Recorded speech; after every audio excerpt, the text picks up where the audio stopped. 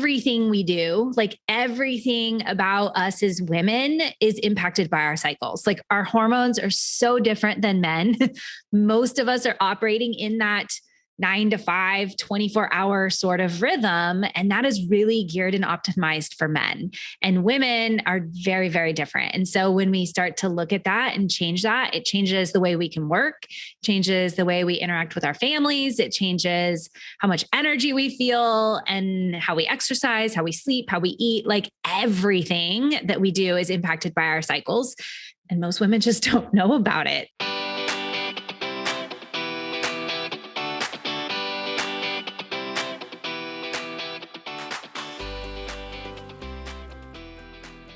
Brace yourself, friend, because this episode is going to blow you away. And I say that because I just wrapped up the interview and holy cow, okay, let's just be honest. I had very low expectations for this conversation today, not because of my guest, but because of the topic. We're talking about your cycle. And I think why I'm most blown away is this is not something that as women we publicly talk about unless we're in a closed mastermind with other women and we talk about, I don't know, our ovaries or how we have the hangriness for chocolate the week before our period. We don't really talk about our periods or our cycles in empowering ways. It's typically this other thing coming to rain on our parade every month. But this conversation that I just had with today's guest, Renae Fieck, is on the show, and we are talking about how we as women can be so empowered running our businesses by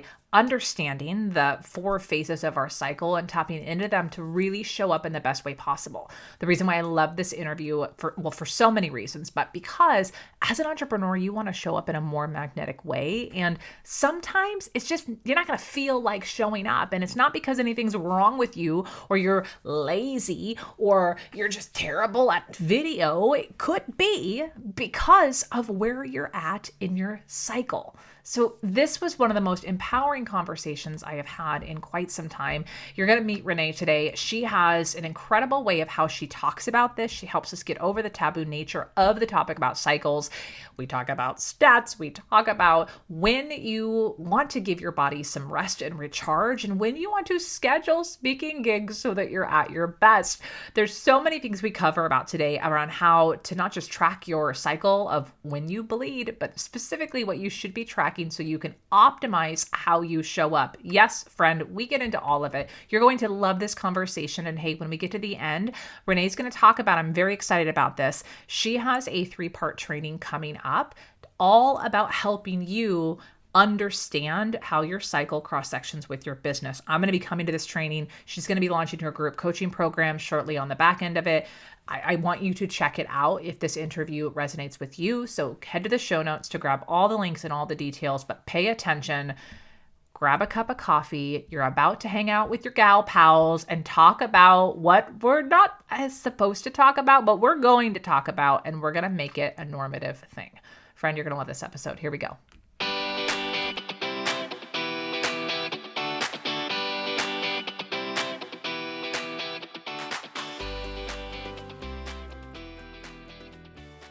Hey, here we go. Yeah. Well, hey, Renae, welcome to the Heather Sager Show. Thanks for having me on. I'm so excited to be here. Me too. I was telling you before we hit record here that this conversation is one I've never talked about on the show before.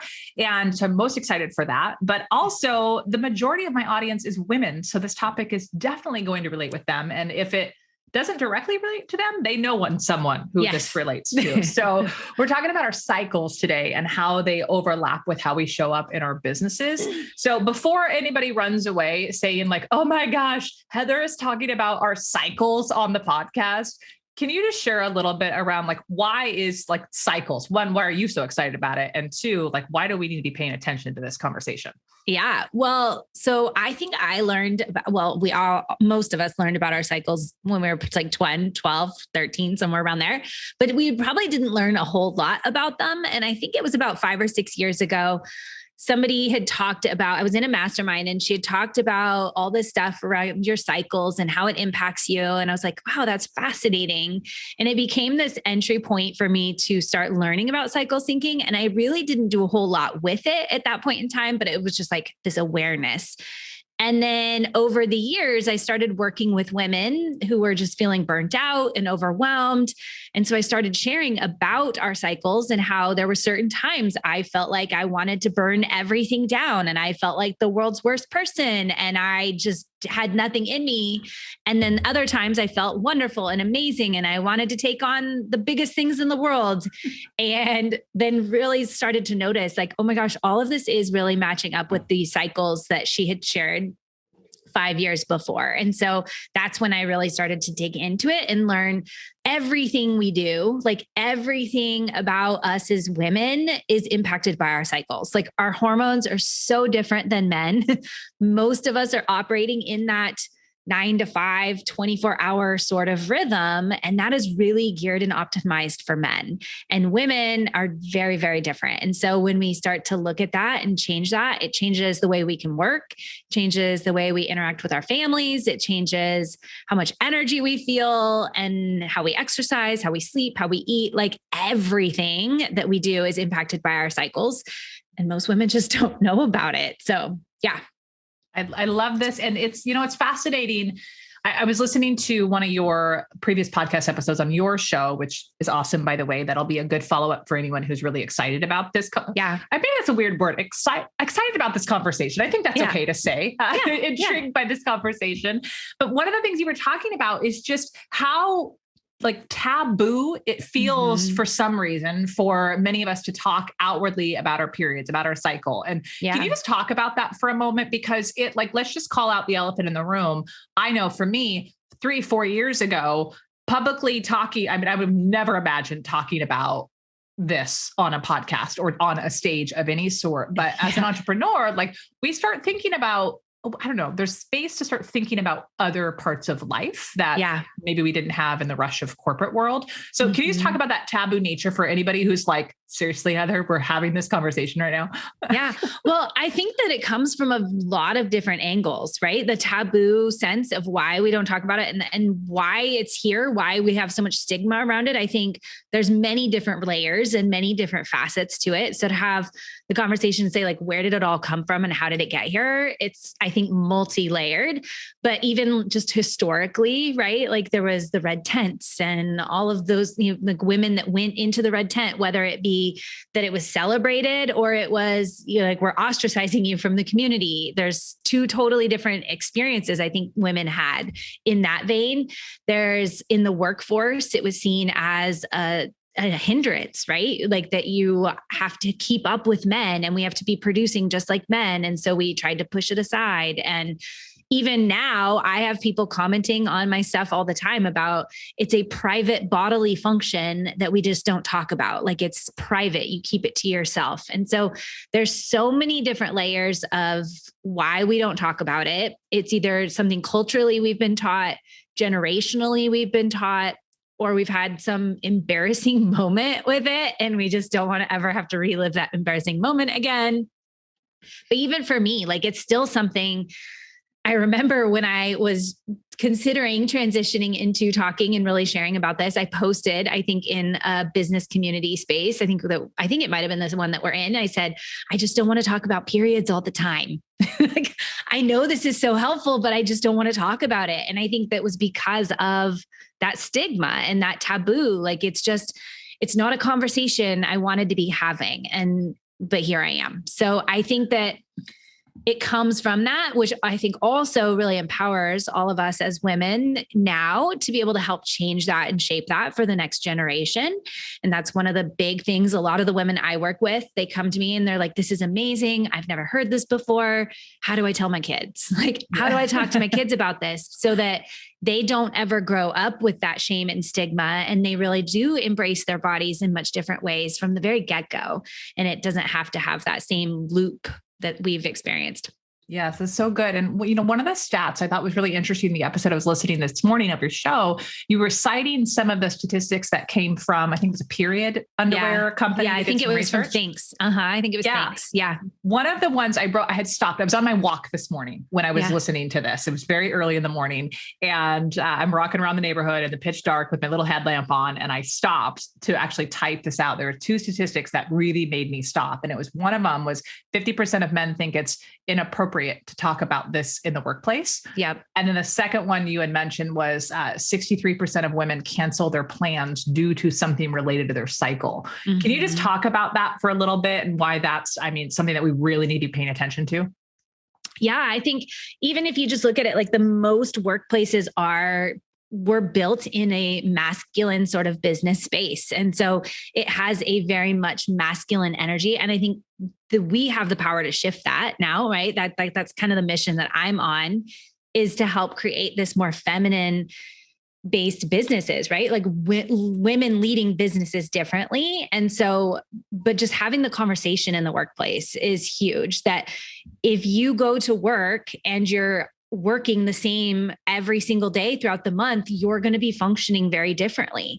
There's going to be time in the month when you are going to be so wonderful and so great at, leading a presentation. And there's going to be a time of the month when you're going to be great at doing all of the admin stuff on the back end. And so to think that you have to show up at work in the same way every single day is actually throttling and limiting what you're able to do and how you're able to perform in the workplace. And so how powerful would it be if we had the confidence and we felt comfortable to come into our workplaces and talk to people and say, hey, this is not where I'm at in my cycle right now.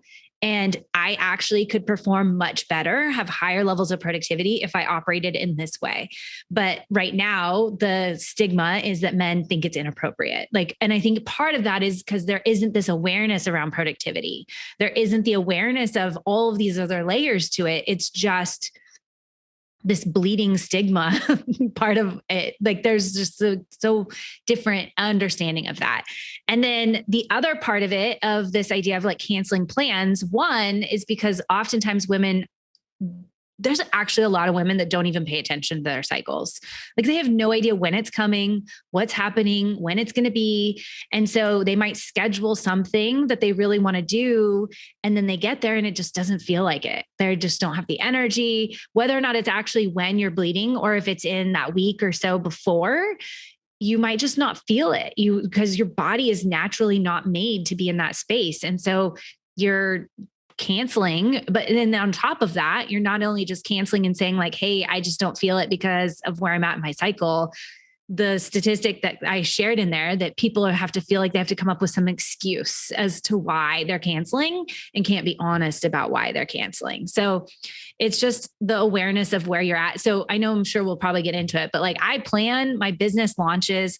I plan these trainings. I plan podcast interviews. I plan everything around where I'm at, so that I don't get into those moments where I'm I just don't feel this. I don't want to do this. I'm going to cancel it, or push through and force myself. And then it feels like crap, all of that type of stuff.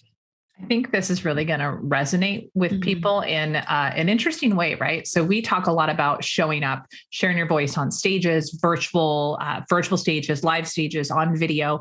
And, a lot of people who find me, many of them have a fear of visibility and they really muster up the courage to do it. But I just wonder if anyone's listening thinking if they find themselves ghosting on their scheduled lives, or this is the week I'm going to do it. Maybe part of that, yes, is fear of the camera and lack of preparation or lack of knowing what to do. But I wonder if there is a correlation between that lack of visibility or that lack of just wanting to put themselves out there, with this cross section of our cycles. So yes, let's talk about that. Because one of the things that you break down is you help educate women around of what actually happens on a cycle, right? And I will tell you hands down, I know technically what's happening with my lady parts, but also I'm not one of those people. I'm just going to fold this full disclaimer out. I'm not one of those people who's cycle aware frenzy because my cycle has always been inconsistent. So I'm going to throw this out there because I do want you to address this potential roadblock for people listening. It all sounds well and great for a woman who has a 28-day cycle. That has never been me, to the point I really struggled to get pregnant because my cycle sometimes was 60 to 70 days. It was these days, I'm much less stressed. It's much more consistent, but it's still not. I do not have a 28-day cycle, and I do not have the same cycle every month. So can you talk about how, like, the phases of cycles, and then let's also weave in for somebody who doesn't have that quintessential 28-day window, what are we talking about here? Yeah. So really, like, a basic biology and understanding your cycle, we have estrogen and progesterone are the two major hormones at play. So estrogen is more dominant in that first half of the month. And then once you ovulate, then progesterone kicks in and the estrogen dips and the progesterone rises. So in a very basic biologic sort of explanation, that's what's going on underneath your body. And so as that's happening, your estrogen has a much more, I call it outward energy. It's much more outward focused. You feel really motivated. You've got lots of momentum. You might feel really great about getting big projects up off the ground, all of that type of stuff. Then progesterone kicks in and it makes you more in that inner space, that inner energy. And so it makes you want to recoup, and maybe you're still feeling productive, but it's in your house sort of productivity or more admin based productivity or things of that nature. And so you have very different outward energy, inward energy in the month.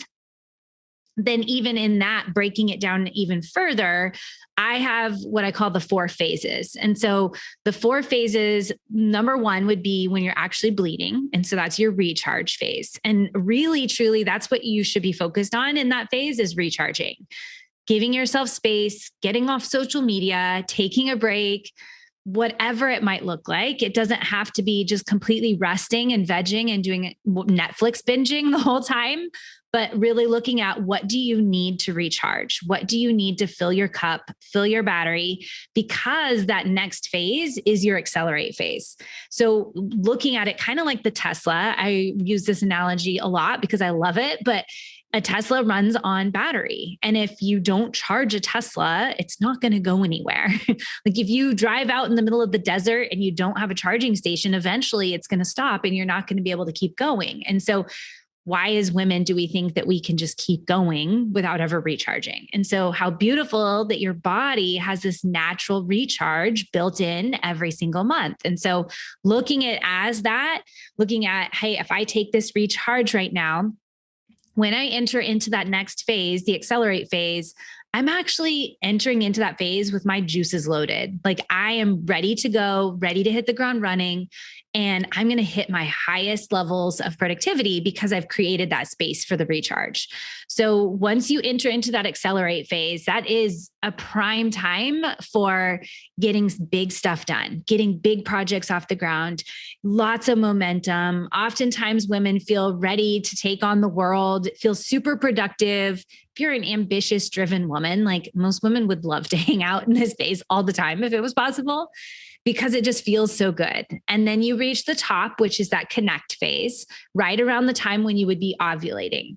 So in that ovulation phase, you do feel the most magnetic, you feel the most radiant. You probably are more confident showing up on lives and doing those trainings. You're going to feel ready and eager to do that. You're going to feel like you're not stumbling around your words as much. You're going to feel, more communicative and relatable. You're all of that type of stuff. It's the time, to do photo shoots or go shopping and get your hair done, like anything sort of in that glowing outward appearance. And then you enter the reflect phase. And oftentimes a lot of people have that connotation of it being PMS in that phase, but really, if we take a look at all 4 of these phases, each one of them has its own little superpower. And I think the reflect phase is just as powerful, if not more powerful than any of the other ones as well. So in that reflect phase gives you a prime time to really take a step back from all of that outward energy you've just expressed and really look inward in what worked for you, what wasn't working for you. What do you need to let go of? What do you want to change and move forward in the next month? All of that type of stuff, and really create that space to listen to yourself. Can be really emotional, right? Because we have all those PMSy hormones people talk about, like you feel really emotional in that phase, but it's also your most creative phase. So if you're writing content for your business, if you're, doing any sort of writing or creating in that way, this is a prime time to do that because you're going to be able to relate to your audience much more powerfully than in any of the other phases. So each one of these phases has something that you could gear towards. So if it's in business and you're looking at, hey, I've got to create social content, then in this phase is when you would write it. Your connect phase is when you're going to record it or do the lives or all those types of things. Your accelerate phase is when you're going to schedule them. You're going to get them planned out. You're going to get it all organized. You're going to get all the things put together for it, the trainings, the pamphlets, all that kind of stuff. And then your recharge gives you that space to actually take a break and do it. So each one of them helps you flow in this more rhythm than feeling like you're scrambling and shuffling and hustling all of the time. And it allows you to almost batch better. And then you're working in that zone of genius with where your body's at. So like you said, there are going to be times when you don't feel like showing up on social, right? Like I have a client, she was like, "Oh, good. So good. I'm posting consistently. I'm doing a reel every day." And then I ghost for 2 weeks because my body just doesn't feel it. And so now that she knows this and knows what's happening, we batch it so that she has social content to roll out during that time, but she's not actually having to do it. She's not actually having to be present and show up visibly when she doesn't feel like it. She can recluse back and just like text and message on there, not have to actually have her face on there when she doesn't feel that way, but batching it when knowing that that time is coming is a huge issue or a huge difference. Yeah, this is so fascinating to me because I think everyone resonates with this idea, the phases that you talk about, regardless if someone's tracking their cycle and aware of putting language to this, we all feel those highs and lows. And quite frankly, we all joke about this as memes on social media, that all those things you described is the journey of the entrepreneur. Like one day you're on fire, the next day you're under your desk crying, sobbing because your launch isn't working, or we joke about it, right? Yeah. Where I think we all think it's these either we're not clear enough, not good enough, not organized enough, not batchy enough, not whatever enough, or outgoing enough, or introverted, or like we all start creating these identities or lack of the right identities with it. But at the end of it, what you just described is something that brings this commonality to all female entrepreneurs. Like we all go through the cycle in a different way, which makes sense, by the way. And I know you know this.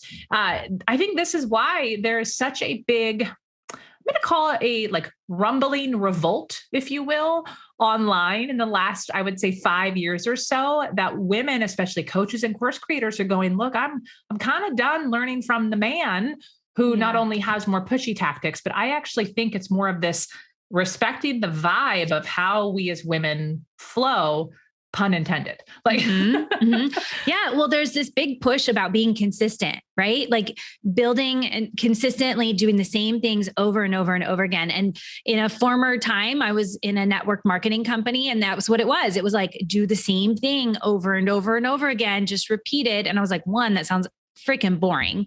Number two, my body doesn't work that way. And number three, there's no amount of doing more that I can do. Like there's got to be a better way, there's got to be a better way to increase my productivity, increase my efficiency without burning myself out and just doing more. Right. Like, and that's when I went into this whole progression of like simplifying and doing less. Like, what can I do to do less? And this really was the key gateway to being able to do less, because it is working with where you're at rather than that. And like, I kind of revolt against the idea of consistency, because consistency does make you think you have to do the same thing every single day. That's a man's thing. Like a man is like, their testosterone repeats almost the same every 24 hours, every single day. Like consistency, doing the same thing every single day, is a man's version and a man's way of living. Women are in this 28-day cycle. And so when we stop looking at that, like it might be, yes, you show up and work on your business consistently, but what you're doing in that is different every single day. So not to say like you can sit back and just not do anything and let it slide, but how you show up and what you're doing and what you're focusing on does need to shift based on where your energy and your body's at. And you don't have to by any means. You can go do it however you want to do it. But if you do it that way, you're working with your body rather than forcing yourself to do something that just doesn't feel good. And I know women know that. Like there's days when you wake up and you feel like you're just forcing yourself to work out. Forcing yourself, like days, and you'll probably see it, like days when you wake up and you feel like, gosh, it was so easy to get out of bed today. It was so easy to crush my workout. It was so easy to do all these things. And then 2 weeks later, you hit snooze a million times. You feel like you didn't get enough sleep and you have no energy in you to actually do a workout. And oftentimes what happens is then women take that on as there's something wrong with them. It's like that and it becomes an identity thing, right? And then you're owning this identity of, like you said, I'm just not consistent enough. I can't, my habits are, I just can't stay working out every single day, or I don't show up every day, or I'm just not confident on camera, or whatever it might be. When in reality, when you reflect and look at the way your cycle is playing into it, it takes that off of you, and that it's not a part of who you are. And it's not your willpower. It's not you as a person. This is just how your body's intended to run. And then it takes that pressure off, and it's a game. That part, like the identity removal piece, is a game changer for so many women. Yes. And how do we figure out what that is, right? Because the cycles make sense. But as I mentioned, I don't know if it's common for women or not, but I would imagine not everybody has a 28-day cycle. Yeah. So how do we navigate that? Right. And I think a scenario comes to mind as beautiful it would be if we could be like, oh, launches get planned in the right window. Case in point, I was laughing when I was going through our prep materials for this, because my launch, so I'm in launch mode right now at the time of this recording, doors are open. Yeah. I've been doing a workshop series spanning a few weeks, but my main workshop week hit right on the recharge phase. And I had to show up for two-hour workshops during this phase. And it's unavoidable at some points, because that was not supposed to be my technical week of flow. So how do we navigate that? Like, how does this work? How does this pan out in the real world for women who do not have a 28-day cycle? Yeah. Well, most women probably don't. Right. And you're going to always have things like, even if you do have a predictable cycle, there's always going to be things that happen that throw it off, right? Like you have an extra layer of stress, and then your hormones are a little bit off, and then your cycle's late that month, or, you're working out harder or something. Like there's always these confounding factors. And so one of the biggest things that I work with the women I work with is helping them really listen to their bodies, right? Learning to tap into and listening to what's going on inside of you, because for most of us, we're being told to listen to all of the other experts, listen to all of what everybody else is saying to do. And very rarely do we take that step back and actually listen, like, what does my body need? And what do I need right now? And that's checkpoint number one. And learning how to do that can be really powerful in so many different ways. So step number one would be really just starting to listen to your cycle and starting to track more than just when you bleed and when you don't, but starting to listen to those more subtle cues of, hey, I had a lot of energy right here. I didn't have a lot of energy here. And looking at that over the course of a couple of months can sometimes give you insight into just your cycle and what's going on with you. If you have a very erratic cycle and it's all over the board, then sometimes what we can do is start to superimpose these rhythms on, because oftentimes when your cycle's really erratic and really all over the board could mean that your hormones are all out of whack. And so a lot of why our hormones are out of whack is because a lot of us are in fight or flight all the time, right? And so when you're in fight or flight, your stress levels are high. That shuts off, or that's cortisol. Cortisol shuts off a lot of the other basic biological functions of your body. And so if your body is sitting there saying, run away from a lion, you're going to die, it's not thinking, how do we reproduce and make a baby, which is basically what your cycle is intended for. And so it's going to throw that all off. So it kind of starts from that top approach of looking at, okay, why is your body functioning like this if it's super irregular? And how do we get it back into a little bit more homeostasis? Like, how do we get it back into this place where it's being a little bit more rhythmical? And one way to do that is by shaping and creating that rhythm so that your body starts to learn, okay, we don't have to be stressed out all the time. We don't have to be in this fight or flight all the time.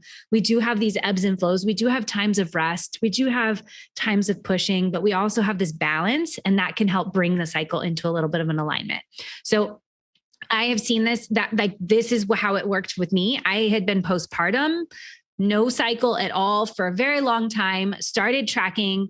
I actually used the moon, which is another way that you can use this strategy and this method when you don't have a cycle at all. If you've had a hysterectomy or postmenopausal or something of that nature, you can use the moon, which has a 28-day cycle as well, to help kind of use the same external guide, right? Like of, okay, this is where I'm at now. And I was within 2 months of doing that I started having a cycle again, postpartum, and had been prior, just like you said, like 60 days, 90 days, 100 days, 30 days, 14 days, like really all over the board. And after, when I started using these more behavioral lifestyle rhythms, it became very predictable.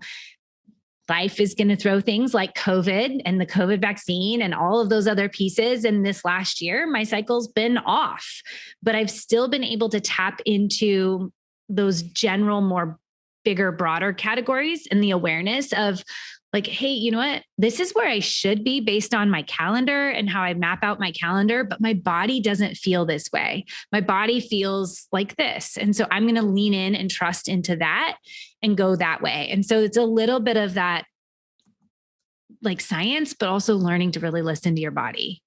Yes. Okay. You just gave us such a beautiful gift. And I'm going to reflect back what you said and just how it spoke to me.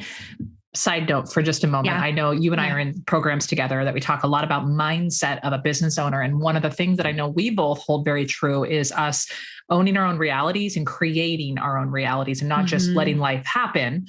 We take ownership of it. And one of the things that I think is really beautiful that you said is how I've operated. And I'm imagining a lot of women who when you first start working with them, is we're very much like at the mercy of our site. Like it's just, it just happens. We have no control over it. It just happens. And for me, that panned out of being really struggled and frustrated and annoyed when I was trying to get pregnant. It took a really long time, but a miscarriage and then really long time to get pregnant. And that whole idea, it was always in that it's out of my hands control. Yeah. And the beautiful gift that you just gave me and thinking about is we can do something about it, whether it's the learning about the moon phases, which I know nothing about and probably laugh a little bit because that goes into the woo side of things, but I'm open to it. I think about the idea of you like trying to schedule out the behavioral thing of going, what can we do to help get our bodies back in sync? And the thing that really clicked was when I reflect back, when my cycle was the craziest was when I was at my highest stress in a corporate world, traveling a ton. And I think a lot of people listening are probably in a very similar boat where it was like old life before entrepreneurship, which I would imagine had a lot of stress, a lot of chaos, crazy schedules. But there's this thing that happens as entrepreneurs as we ease into learning and creating space and figuring out how we like to work and what we like to do. There's an ease about it. So I've noticed, I didn't realize this, but I've noticed that my body has adapted and I'm far more consistent. And I think backwards engineered what you're talking about, but I had no awareness of it. So what a beautiful gift that you just gave, that like something as simple as, I don't know, I think about the freak out that I will have happen when it's getting close to my period and just be like, oh, it's a bad week. We can't do anything. Well, yeah, we can. So I just reflecting that back. I think that's just a beautiful thing that even something like our cycle, we do have influence over and can take some ownership with it. And I think that's really empowering. Thank you for that. Yeah. I mean, your body is smart, right? Like, and I had a guest on my podcast and she was talking about the same kind of idea of like, your body adapts, right? So if you woke up I think the analogy she gave was like, if you wake up every single morning and you eat first thing in the morning and then you skip one day, your body is going to be hungry. It's going to tell you like, hey, you forgot to feed me today. But if you are doing something like intermittent fasting or something of that nature, and you don't eat until 11 o'clock in the afternoon or 12 o'clock in the afternoon, your body is not going to send you a hunger cue at 6:00 in the morning because it's not used to that. Right. So a lot of I actually was just reading a book that was talking about like our biological rhythms of the day and like circadian rhythms and things like that. And he was very much like, it's a genetic thing, like the way we operate and how we function in the day. And I was like, yeah, but I feel like there's so much habit. Like our bodies are smart. Like, yes, there is this genetic component. There is this part of like who we are and how our bodies were naturally wired. But our body's smart. It's going to figure out a way to make it so that you survive the easiest way as possible. So if you're in this constant state of stress all the time, it's going to try. It's going to shut off digestion. It's going to shut off fertility. It's going to shut off all these other things, trying to support you in the best way that it thinks possible. So looking at those habits and those lifestyle things that you're doing as parts of why you maybe aren't losing weight, why your cycle's way off, why you're not sleeping, why like all of these other layers, like your body is not in a box, like, or your business is in a box, right? Like you can't hustle your way to a business like burning on Adderall all night long and expect to feel like you're this amazing person all the time. Like you can't, it's not one or the other. Like you have to incorporate all the pieces together. Yeah. And it starts, as you mentioned, I wrote this down, the idea of just tracking, not just when you're bleeding and when you're not, but one of the things I wrote down is managing tracking your energy levels. That awareness piece is so powerful. So let's connect that back into the idea of people listening have the desire to speak on stages, that have the desire to speak on podcasts, do what we're doing interviews, get on live streams, whatever that looks like, showing up as the face of their business so they can use it as a marketing tool to grow their audience. Can you talk about how we can use our cycle to our advantage and maybe how that can cross-section a bit? Yeah. So all of those types of things you will want to do in that phase right around when you're ovulating. So either before it, even like that as that estrogen is climbing, you will have a lot of that more outward energy, but especially at that peak when you're intended to ovulate, which there's all kinds of other biological cues you can watch for if you're interested to find out when exactly you're ovulating. If you know you have a predictable cycle, you can use just dates and calendars and things like that too. But that's the key window for when you would want to do that kind of stuff, because you're going to feel ready to do that. You're going to feel excited to do that. You're going to feel like, I want to show up and do this live, even if you're nervous about it, even if it's not something you enjoy, it's going to be the most aligned at that point in time. If you're in that reflect and recharge phase, you can force yourself to do it. I've done it plenty of times. I've had to make myself do it when things are off, but and if you do it in those phases, you're going to need a lot of extra bumping yourself up before, a lot of that, juicing yourself up. Like, I got to do this. I'm going to do this. It's going to be great. It's going to be wonderful. And then you're going to probably need a lot of extra self-care after, because it's going to drain you much more versus in that phase. Like, I've had days where I am doing podcast interviews like this or trainings or things for like 12 hours straight. And at the end of the day, I still feel okay, because that's where my body is naturally like, it's in this high, right? I'm ready to go. Like, that estrogen is, when your estrogen's high, you're going to need less sleep. You're going to feel more energetic. You're going to feel more amped and ready to go. And so work with that, run with that, ride with that, stack your cards in that way, so that when you have that other half of the month and you don't want to be like that, you have the space to do that there. Yes. I love that distinction, and especially that idea, right? There's going to be times where we're going to have to show up and we're not in that window. One of the things that pops to mind for me is something I know a lot of women struggle with is the hangover of after being on stage. There's a lot of second guessing, a lot of negative talk, a lot of, oh crap, I missed this, or what did they think? I noticed very distinctly a difference between when I'm in that connection stage versus those other two stages you were talking about.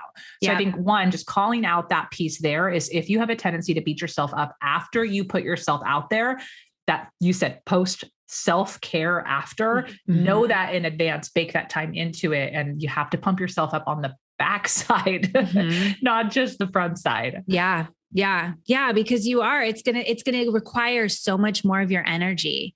So knowing that, like, you're giving out so much energy when you're at an energy low, you do have to pump yourself up before, and you're going to have to restore yourself after. Yes. Okay. I love this conversation so much. I want to talk to you about this all day, but we will not do that. I know. We're going to start wrapping up here in a moment, but I know you have a couple recommendations around like just things for business owners. I know you specifically work with business owners on this and you have programs around this of how to design it. What are some of your favorite things that you like to share with women to keep in mind when they think about their productivity and their cycle?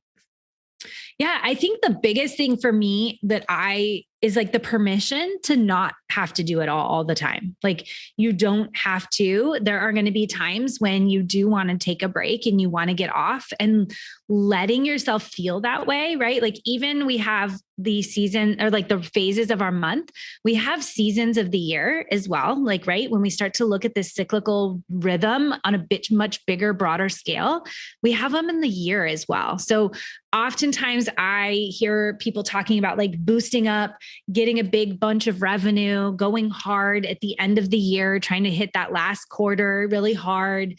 And then into the new year, everybody's like excited. But then really that's your fall and winter, right? It's the time of the year when you should be slowing down and recuperating and restoring and recharging. And so really learning to listen and give yourself that permission that you have the opportunity to go against the grain. Just because everybody else is saying do it one way doesn't necessarily mean that that's the best way. And in fact, as women, we could start setting a new path, like setting a new rhythm. So I think the biggest thing that I would love for women to walk away with is that permission to just own how you feel, trust how you feel, and know that it's okay to lean into that. And in fact, leaning into that might be the most powerful thing you have for your productivity. Yes, I love this. If I had to describe this conversation and what we covered today in one word, it would be the word empowering.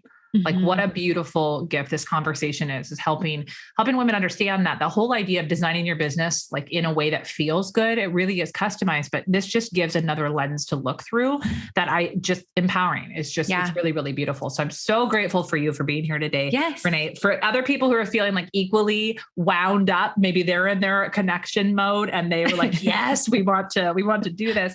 Where can people learn more? I know you have a free resource that can help people get started with understanding this, right? Yeah. So the podcast is a great place. So you can find us anywhere on podcast stuff that's out there, podcast place that you listen, but it's the cycle advantage. So we talk all about how you can use your cycle to your advantage. And then we do have a guide that talks about the 3 different ways that your cycle is impacting your life and business, which I'm sure, Heather, you can have linked up in the show notes for that. I'll link my favorite episodes that I listened to and prep for this one today. I'll also link a couple of those episodes too, so y'all have it so you can binge all the good things Renae is talking about. Yeah. And then we do have a 3-day live training that's coming up where we'll talk about all of these different parts and how you can really start to implement it, integrate it into your life. And then also your business, like how you can actually, because part of this is not just how it's impacting your business, but it's impacting the way you interact with your spouse or your kids or your family, like everything you do. So we have that piece of how it really impacts your life and then how you take it to that next level and really empower your business with it. I'm very, very excited about that. I already wrote it on my calendar. We had chatted about beforehand, but I'm in this phase right now in my business that I know my next round of growth isn't more business strategies. It's actually the personal aspects of how I show up in my business. So for example, I've been enrolling in a program all around nutrition next week. I'm excited. I'm going to jump into your program. I want to learn more about this. So I will be at the 3-part workshop series. Y'all grab the link. I'll put it in the show notes here. I'm excited, but I think these are the conversations we need to start having that. Yes, we got to think about what do we talk about on stage? What's our messaging? How do we show up in a more magnetic way? But we have to really start understanding ourselves so that we can be at our best on those onstage moments. So Renae, thank you so much for the gift of being here today. Such a good conversation. Anything last things you'd like to share? Also, where can people connect with you through social? Yeah, no, I think we hit pretty well today. So I'm on most platforms everywhere under Renae Fieck, or on Facebook, it's Rising Moms, because that was our community space before. So Renae Fieck or Rising Moms on Instagram is usually the best place to find me. So I sometimes branch out from there, but that's the best one. I'll link to both and I'll be tagging her in all this stuff today. But as always, if you all are loving this conversation, whether you came into this conversation thinking, oh, taboo, or yes, bring it on, I'm going to encourage you to say, can you take a screenshot of this episode and share what resonated with you? And let's start getting these conversations conversations out more mainstream, especially to other women business owners. I think the more we can talk about it, the more dynamically we can grow our business and have fun along the way. So thanks so much for joining today. And thanks for listening. We'll see you on the next episode.